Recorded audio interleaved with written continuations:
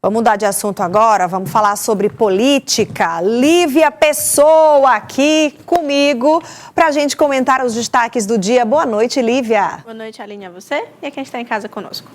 E o destaque de agora à noite já, ministro da Previdência Social, Carlos Lupe, que pediu demissão do cargo, uma decisão que foi tomada durante uma reunião com o presidente Lula, né? Exatamente, Aline. A decisão foi tomada após uma reunião com o presidente. Ao que tudo indica, sairá inclusive no Diário Oficial da União como um pedido de demissão, não como uma demissão sumária, como já estava sendo fritada nos bastidores do Planalto. Uma posição, inclusive, quase que insustentável após esses 10 dias de investigação envolvendo o presidente Stefanuto, o ex-presidente Stefanuto da Previdência do INSS.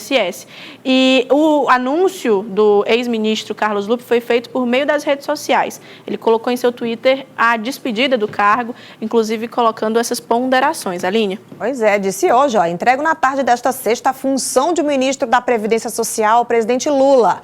A quem agradeço pela confiança, a oportunidade, tomo essa decisão com a certeza de que meu nome não foi citado em nenhum momento nas investigações em curso. Bom, mas estava mesmo insustentável, são muitas denúncias de que, inclusive, o ministro sabia que estava havendo irregularidades e não teria tomado providências em relação a esse escândalo do desvio bilionário no INSS. Aline, é uma situação que ela se tornou, à medida do tempo, cada vez mais insustentável para a permanência de Carlos Lupe no Ministério. Por quê? Porque ele foi avisado pela CGU, pelo Tribunal de Contas, pela Polícia Federal, foi comunicado através da imprensa por meio das reportagens, dos próprios beneficiados, os aposentados, mais de 720 mil aposentados ligaram para a Previdência Social, para o Ministério, de alguma forma, tentando entender aqueles descontos nas suas contas que estavam de forma indevida, que não haviam sido contratados por eles. Então, foi um ponto muito sensível e que a cada vez mais essa fritura ficou em fogo alto e não foi sustentável. O PDT, ele demonstrou um certo tom de insatisfação com a saída de Carlos Lupe, mas que não deveria ocorrer, pelo que a própria postura de Carlos Lupe ao longo desses dias era de que haveria uma saída. Por uma hora ou outra não iria ser sustentável. E nessa saída já foi anunciado logo em seguida quem vai substituir o ministro, né, agora no Ministério da Previdência Social.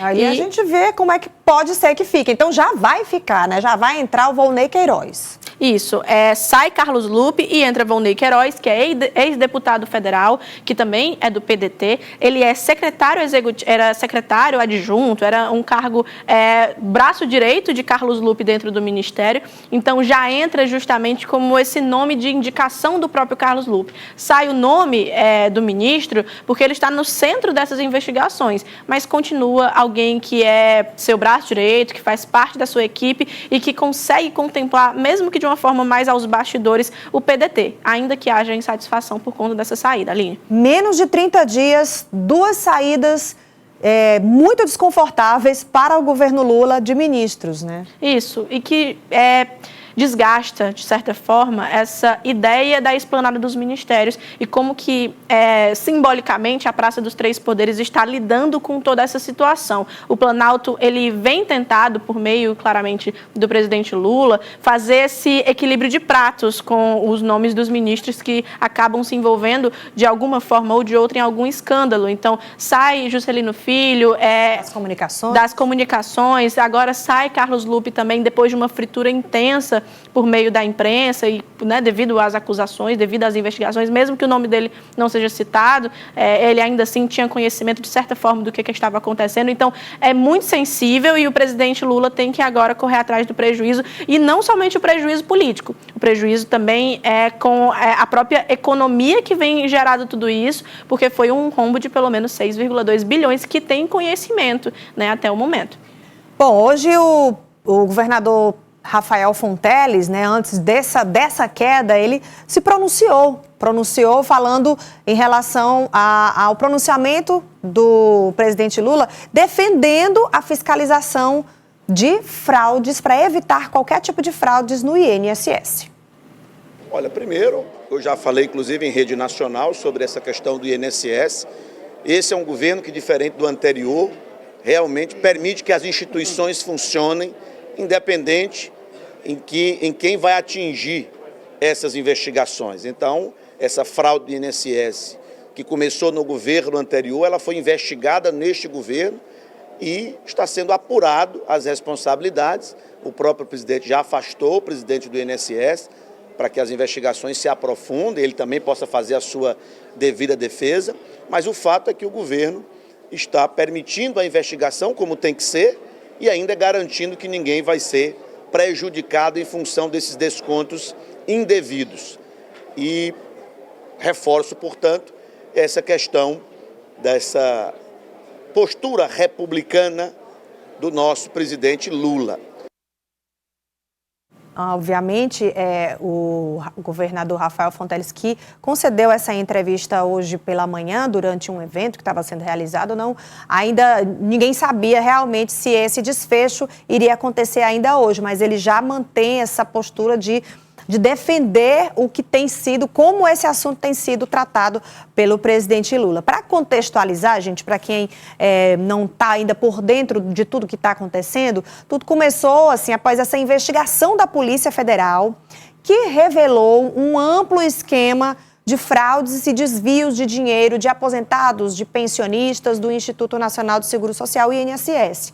Vamos entender um pouco mais sobre como aconteceu essa frase, de acordo com as investigações? Isso, Aline, como é que funcionavam os golpes? Os golpes, eles tinham claramente um raciocínio, que era principalmente em benefícios criados com documentos falsos, inclusive falsificando assinaturas, com servidores que facilitavam essas concessões irregulares. Então, tinham pessoas dentro do próprio Ministério, da Previdência Social, para fazer esse tipo de articulação criminosa, e que mortes que não eram comunicadas para que sejam mantidos esses pagamentos. Ou seja, a pessoa, ela falecia, ela morria e continuava sendo debitada da sua conta, do seu contra-cheque, essas fraudes, né? Frações de R$40, R$50, R$60, mas que multiplicado pela quantidade de beneficiados que tem no país, sendo acima de 1 milhão de pessoas, fica um valor exorbitante por anos. Então, é realmente um valor muito grande. E, além disso, também existe justamente essa interceptação da polícia, né, que foi a linha investigativa após essas definições, que foram as contemplações da Polícia Federal em relação a entender como que vai ser cumprido as dificuldades, né? Então, como eu disse, o prejuízo de 6,3 bilhões desviados, com prejuízo que afeta todos os contribuintes, e com essa participação da Polícia Federal. Foram 13 associações ao todo investigadas e 11 acabaram sendo alvos dessa operação que foi denominada sem desconto, né? Isso, com mandados de busca e apreensão, de prisão já para aqueles que foram comprovadamente envolvidos nesse crime, como é no caso do próprio ex-presidente do INSS, Stefano Nutti. Ele não foi preso, mas ele está passando por um processo de inquérito policial para comprovar a sua participação ou negar a sua participação.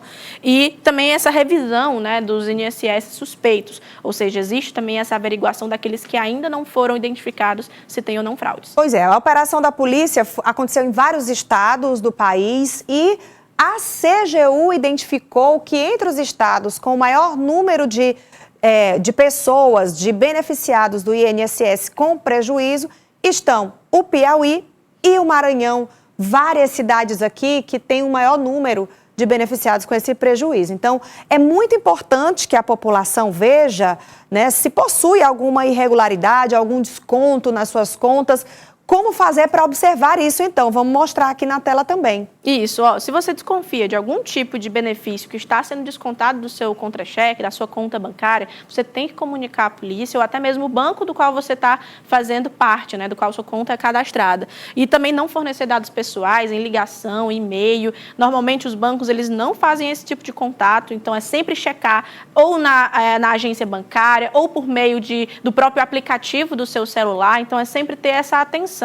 E além de denunciar, como a gente falou, do 135 e também por meio do site oficial do governo, que é o gov.br/INSS. Tomar muito cuidado, se aproveitam inclusive de pessoas que são mais velhas e que são beneficiados disso, porque não tem esse certo tipo de destreza em relação à tecnologia, mas sempre falar com alguma pessoa que possa lhe ajudar, seu neto, seu filho, ou até mesmo um funcionário do próprio INSS da sua cidade, é sempre importante para poder evitar qualquer tipo de fraude. Bom, Li, vamos falar sobre um outro assunto aqui, porque o governo do Piauí reuniu hoje o secretariado para realizar a segunda edição do Papo de Governança. E nesse encontro, o governador e os gestores dialogaram sobre os desafios e os avanços digitais nos processos implementados pelo Estado. Inteligência artificial e avanço tecnológico.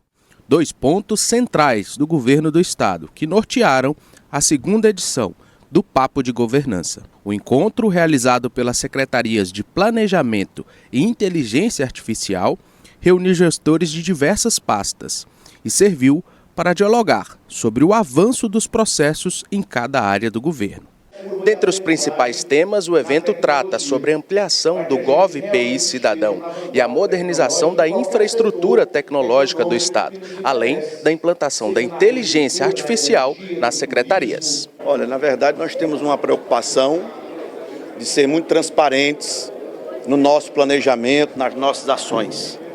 Então, o que a gente promove hoje, com mais um papo de governança organizado, no caso, pelo secretário Washington Bonfim e também pelo secretário André Macedo, na temática da inovação, da economia digital, da transformação digital, que tem sido uma temática recorrente no nosso governo, nas nossas falas, nos nossos planejamentos. E, portanto, é importante que a sociedade piauiense entenda melhor, com mais detalhes, todo esse processo, todo esse investimento, todo esse foco nosso em transformação digital, seja para o governo, ações de governo digital, seja para a nossa economia, fomentando os ambientes de inovação também privados, que também é papel do governo induzir os setores econômicos, e um dos quais eu acho mais importantes para o desenvolvimento de um lugar é a economia digital, dado que vivemos na era do conhecimento, na era da inovação e da tecnologia. Então aqui é um momento, uma manhã de sexta-feira, para que a academia, as startups e os próprios membros do governo estejam cientes de tudo que está sendo feito, da lógica que está por trás desse planejamento, o foco nosso, as ações, o que já fizemos, o que está por vir, tanto em termos de governo digital, quanto em termos de fomento à economia digital. O secretariado estava em peso nesse evento, Lívia Pessoa, que inclusive nós trouxemos ontem a antecipação dos assuntos que iam ser discutidos por lá, né? Exatamente. Por meio da entrevista com o secretário de Inteligência Artificial, André Macedo, nós já trouxemos alguns pontos, inclusive exclusivos, a respeito do futuro da tecnologia e inovação que o governo do Estado deve continuar implementando nas pastas estaduais. Então é muito importante ter esse tipo de evento, até porque direciona não somente o Estado como a instituição, mas os municípios que estão distribuindo, que precisam sim ter esse acesso também, Aline. E só para a gente encerrar aqui a sua participação nesta sexta-feira, a gente não podia deixar de falar de política partidária, de projeções para as próximas eleições. Cada vez mais claro, né, que os candidatos, os pretensos candidatos, estão se articulando e trazendo mais informações, né? O que era bastidor já está se tornando mais palpável. O senador Marcelo Castro, por exemplo, confirmou durante uma entrevista hoje, para a TV Cidade Verde, inclusive, que o suplente dele para o Senado, na candidatura à reeleição, deve ser uma indicação do PT, o Partido dos Trabalhadores, ou mesmo de um outro partido, mas do bloco aliado. Para o senador, a composição será natural, respeitando a determinação do governador Rafael Fonteles. O meu suplente, eu espero, né, que isso vai fazer parte de uma ampla negociação e, evidentemente, quem vai ocupar esse lugar será um dos nossos aliados, um dos partidos que fazem parte da base do governo Rafael Fonteles. Então, que partidos são esses? O MDB, o PT, o PSD, o PCdoB, não é? O PDT, o Solidariedade, Republicanos, são vários partidos que fazem parte da base. Um desses aí certamente irá indicar tanto os meus suplentes quanto o suplente do Júlio César, assim eu espero. E como tem sido um cargo muito importante e valioso esse de suplente de senador, né? Exatamente. Ali nos últimos anos já aconteceram esse rodízio, essa troca de cadeiras, como é o caso do senador Wellington Dias, que ocupa o ministério e que foi assumido pela senadora Jussara Lima, que inclusive é do PSD. Então, existe já esse entendimento e, fora isso, também tem uma estratégia partidária que se enquadra em situações como essa, que favorece essa aliança entre siglas, como é o caso do PT, MDB e PSD. Faz com que todo mundo fique um pouquinho mais feliz. Verdade, um pouquinho mais tranquilo e confortável naquela posição, né? Lívia Pessoa, muito obrigada, é sempre muito bom contar com você durante toda a semana, tá? Até segunda, Aline. Bom fim de semana.